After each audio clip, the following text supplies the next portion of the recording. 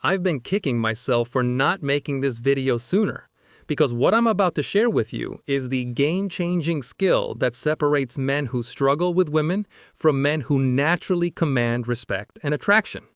This is the skill that lets you approach any woman with confidence, never get put in uncomfortable positions, handle relationship tests like a champion, and most importantly, make her fall deeper for you.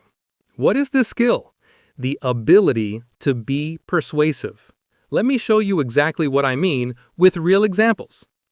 But before we dive in, do me a quick favor. If you're finding value in this content, hit that like button and subscribe to the channel. It really motivates me to keep creating this kind of content for you guys, and it helps more men discover these life-changing insights. All right, let's get into it. Here's what I've noticed. Guys try to apply dating advice, relationship principles, all these techniques, but they don't work. Why? Because the woman they're dealing with is more persuasive than they are. No matter what you do, somehow you end up being the bad guy. You're made to feel guilty. Your logic gets twisted. Nothing lands the way you intended. Think of it like a political debate. The winner isn't always the person who's technically right. It's the person who presents their argument so convincingly that the other side has no comeback. But here's the key difference. I'm not talking about creating conflict. I'm talking about helping her see a better perspective, one that benefits both of you, while standing firm in your frame. Let me give you some examples. You're on a dating app. You've been chatting with a woman. Good conversation. You suggest moving to text or WhatsApp to set up a date. She says, "Not yet. Let's keep talking here first and see where it goes." Most guys either give up and move on, or keep messaging for weeks, getting nowhere. But here's what a persuasive man does. Look, I totally get your hesitation. There are a lot of weird people online, and you're being cautious. That makes sense. But here's what I've noticed. You're filtering for the wrong thing. Your filter is catching all the guys who are willing to be pen pals, the ones with nothing better to do than text for weeks. I'm looking for something real, something that actually exists in the real world, not just pixels on a screen. We could be having coffee this weekend, seeing if there's actual chemistry, maybe catching that new movie that just came out, taking a walk somewhere beautiful. Instead, we'll be typing on keyboards. That doesn't sound like a path to anything meaningful. You're an attractive woman. Have you asked yourself why you're still on this app? I think I know the answer. So here's my number. Give yourself a chance at something real. Text me. Or better yet, let's hear each other's voices. Does this work 100% of the time? No, but it works a lot. And here's why it works.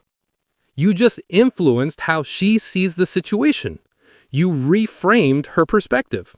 And women fall for men who can positively influence their worldview. This sets you apart from the 100 other guys in her inbox.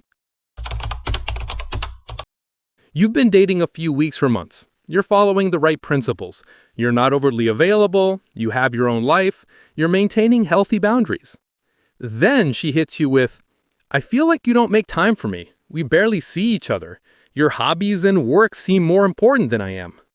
The wrong move is getting defensive, apologizing, or just ignoring it. The persuasive move is call her within a few minutes and say this. "Hey, do you honestly believe I don't want to spend time with you?" She'll likely backtrack.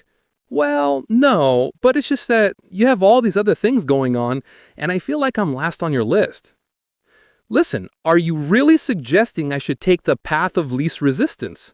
Just give in to whatever feels good in the moment? Don't go to the gym, get out of shape, don't invest time in my career and development? Who cares if I can provide for myself and my future family tomorrow, right? Just focus on feeling good today. You're asking me to turn our relationship into something that burns bright but burns out fast. I thought you were interested in something with a future, with a man who has his life together. Look, you always have options. There are plenty of guys on Tinder who would drop everything to spend every night with you. but something tells me I attracted you because I'm not one of those guys. For me to have a great tomorrow, I need to put in work today. That's how life works. And you know what? Those guys who are available 24/7, at 35 or 40, they're the ones their girlfriends leave for men with ambition and resources. They're the ones who get replaced by younger women because passion faded and nothing substantial was built. Is that really the future you want? Think about it. I know you'll come to the right conclusion. Notice which has happened. You didn't argue. You didn't defend yourself. You didn't get emotional. You simply showed her a broader perspective. You helped her understand cause and effect. You're speaking the truth. And that's what makes this so powerful. One more example. You're in a longer-term relationship. She starts bringing up marriage frequently. Maybe you're open to it, but you don't think now is the right time. She keeps mentioning it, and it's starting to create tension. Here's how you handle it.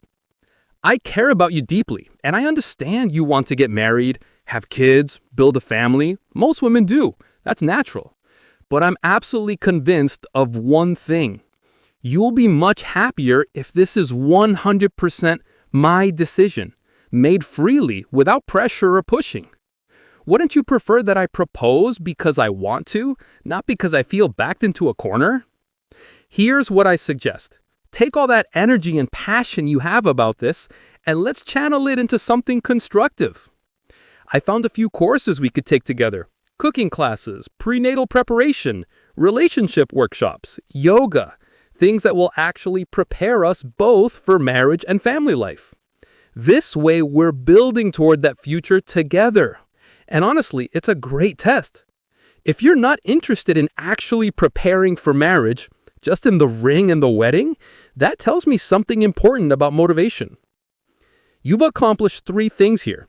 1, you maintained your frame and timeline. 2, you redirected her energy productively. And 3, you tested whether she's serious or just caught up in the fantasy. And the topic usually doesn't come up again because she respects that you handled it like a man. Here's the truth. These videos are like workout tutorials. They show you the exercises, but you only build muscle by actually lifting weights. You need to practice this in real life. When you encounter objections, resistance, or tests from women, don't run from them. Embrace them as training opportunities. Even if you only succeed 1 out of 10 times at first, that's still progress. That's still growth. Over time, you'll get better and better. The key principle to remember: number 1, speak the truth. Your power comes from authenticity. Number 2, reframe the situation. Help her see a better perspective. Number 3, stay calm and non-reactive. Never make it about who's right or wrong. And number 4, show leadership. Guide the relationship toward mutual benefit.